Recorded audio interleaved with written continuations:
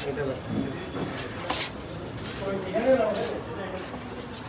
জিয়ার নামে ফিনিয়ে 265 বন্ধ। আর এটা হচ্ছে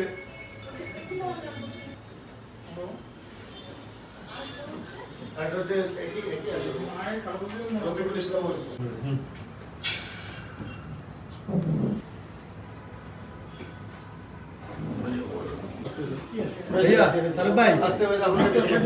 ভাই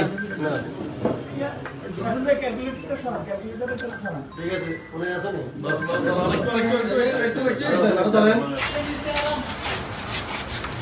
দেখেন আমরা দেখেন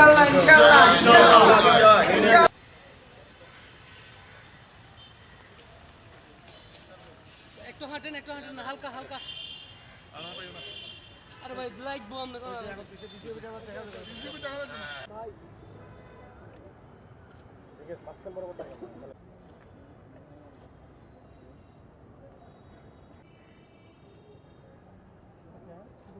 আজকে আমরা বাংলাদেশ জাতীয়তাবাদী দল বিএনপির কেন্দ্রীয় নির্দেশ মোতাবেক আজকে আমাদের ফেনী 1 আসনের যিনি বেগম খালেদা জিয়ার পক্ষে সাংগঠনিক সমন্বয়কের দায়িত্ব পালন করছেন, প্রধান সমন্বয়কারীর দায়িত্ব পালন করছেন রফিকুল আলম মজনু ভাইয়ের পক্ষ থেকে ওনার নির্দেশনায় আজকে বেগম খালেদা জিয়ার মনোনয়নপত্র আমরা জেলা প্রশাসকের কার্যালয় তথা রিটার্নিং অফিসারের কার্যালয় থেকে সংগ্রহ করেছি।